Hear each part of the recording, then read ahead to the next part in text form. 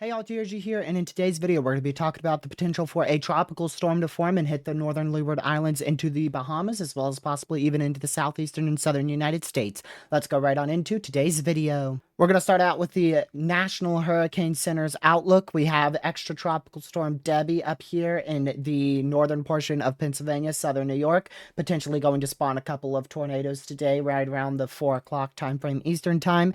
Main thing on this outlook is actually the 60% chance for a tropical storm or depression to develop as we go into the portion of next week, early next week. This is going to be looking at, the northern Leeward Islands, Dominican Republic, Cuba, aiming right towards where Debbie made landfall. Could go right towards Florida, could go along the eastern seaboard, maybe even out to sea and be a fish storm. That is a current 60% chance of tropical development. So if you are inside this orange area here, make sure you are really, really closely keeping an eye on this tropical system. And as well as if you're in the southeastern and southern United States, you want to monitor this storm closely, as a lot of model runs bring it right up into the Carolinas as well as off the shoreline of the Carolinas. So it could just be a fish storm. Here's your European ensemble model runs, and remember, this is not going to be locked in whatsoever. This is similar to what they were showing for Debbie as well. It's going to come down to the high pressure as well as a trough in the United States, whether or not this actually goes out to sea or not. But currently, our European ensembles are having this form into a tropical storm potentially as soon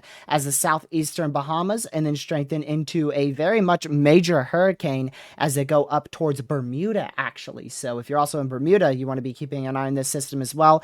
Keep in mind, this track is going to change very frequently. I mean, this stuff changes pretty much every 12 hours or so. So also want to be keeping an eye on the southeastern portion of the United States as well, because this could very, very, very quickly and easily change. Here's your GFS ensembles, commonly known as your GEFS ensemble data, and these show a similar ordeal, but actually form a tropical storm in the eastern Caribbean as opposed to southeastern Bahamas. So this is another very real possibility. Again, if you're in the Leeward Islands, Cuba, the Dominican Republic, Puerto Rico as well, you want to be keeping a very close eye on this. Pretty much everybody who normally sees tropical systems need to watch this one, because it could curve absolutely anywhere. But the majority of these still take it through the southeastern Bahamas and then actually towards Bermuda, once again, maybe slightly to the west of Bermuda. Could be a fish storm. This could be a very impactful hurricane. It's just too far out to tell. That's why you're going to need to pay very, very close attention to the model runs, and specifically the National Hurricane Center, for the most accurate information, as well as, of course, the most frequent updates. So just keep an eye on the NHC. Again, if you're all the way in the southeastern, southern portion of the United States, anywhere in the Caribbean into the Bahamas, want to watch this system closely. Before we dive on into the rest of today's video, I ask that you guys please go ahead and hit that like button, share this video with your family, friends, and on social media. And if you are new to the channel, make sure you subscribe with the notification bell set to all, so you know when we go live or upload a video. Let's go right back on into today's video. Here's your deterministic GFS model run. Keep in mind, this is a singular model run. We like to use ensembles a whole lot, heck of a lot more frequent than these deterministic runs, because they change very, very frequently and are not as nearly accurate as those ensembles. So this is at August 13th, around 8 p.m., where we have a tropical depression, maybe pushing tropical storm here, just to the southwest, southwest of Puerto Rico. You can see the GFS model. Let's see what it does with it. It takes it right into the Dominican Republic, southeastern Bahamas, very close to Florida. This is probably a hurricane at this point, with a 981 millibar as we go into August 18th. And look at this, slams it into the Carolinas with a potential category 2, maybe even pushing a borderline major hurricane impacts there. Keep in mind, this is a deterministic model run, but there's going to be a lot more scenarios to this. Currently, our tropical system somewhere generally out here, I don't know exactly where. This could hug the northern Caribbean, go into Florida just like Debbie did. It could go very, very close to the Carolinas and then book it right out to sea. This may be more of southeastern Bahamas storm and then going out to sea, barely nicking the Carolinas as well. So a lot of different possibilities, but at some point we should see a turn to this. I don't see currently a way how we're going to see this go towards like Louisiana or Texas, but you never know. We'll still watch it just in case. Then the GFS takes this on out into the New England states, and of course on out to sea, not becoming another issue to land at all on this GFS model run. All right, now this is something I haven't looked at all. This is the European deterministic model run. So there's your tropical wave right there on August 12th, trying to form into a depression. Still looks like it struggles a lot, goes into the southeastern Bahamas as a tropical storm. Looks like we're going to have a very close call to Bermuda, and then we curve into the New England state somehow. I mean, you can't fully rule out anything, but I believe that is a very, very, very, very low possibility right there.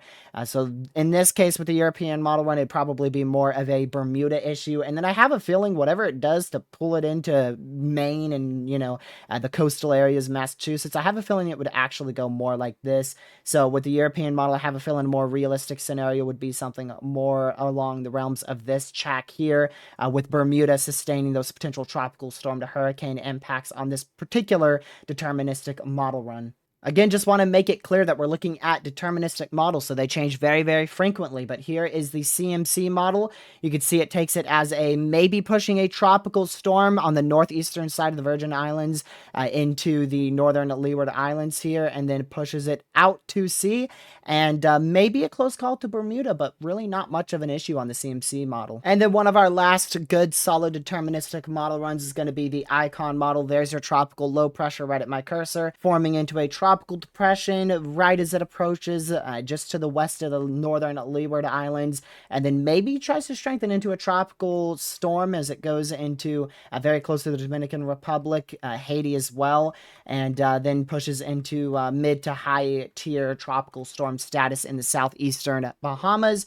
and then hurricane status as it leaves the Bahamas, and that is where our model run ends with also, look at this, a way more active Atlantic basin. So we'll also be keeping an eye out for that. We are very much going into the prime of hurricane season here, so make sure if you guys live in a hurricane prone area that your hurricane preparedness plan is ready to go. Double check it, make sure it's all good to go, because we're going to be into the prime of hurricane season, and it's going to be active whether we're ready or not. It is definitely going to be a very hectic next 2 months out here in terms of the tropical activity. Here's today's SPC outlook. We have a slight risk for severe weather, level 2 out of 5 in portions of the New England states. Main threat today will be the potential for a couple of tornadoes. Currently, this risk is not verifying, but we could still see a few tornadoes as we go into the afternoon and evening hours.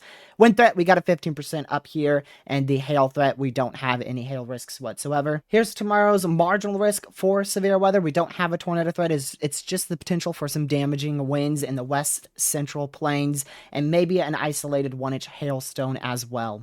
Not much severe weather is expected on the day 3 outlook. We could see an instance of damaging winds somewhere out in this general vicinity as we have an MCS pattern setting up, but this is not going to be our most significant concern at the moment. It's just a general thunderstorm risk on day 3. So here's your day 4 outlook. We have the potential too low for severe weather. It's mainly going to be day 5 for predictability too low, day 6, day 7, and day 8. We all have a risk for damaging winds. Now, we could even see a potential derecho setup out of these severe weather days. So yeah, that's about it for severe weather. See you later, brothers. I do want to show you guys the Climate Prediction Center, but before we do that, I just want to do a quick little rundown. So currently, NHC has a 60% chance of tropical development out here in the northern Leeward Islands into Haiti and the Dominican Republic, as well as Puerto Rico. Model runs are very much uncertain with this, but it does seem at some point we're going to take a turn up to the northeast. So areas that I think have the greatest risk of seeing a tropical storm or a tropical depression would be out here on the eastern coastline,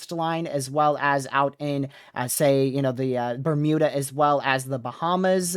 So those are really the 3 areas I'd watch. Southeastern United States and all the way down towards the northern Leeward Islands, back up towards Bermuda. That's where I'm going to be watching the closest for the potential of a tropical depression to form. But again, this could just be a fish storm. I mean, we could literally take a track just like this and we'll just keep an eye on it, but it may just be a fish storm.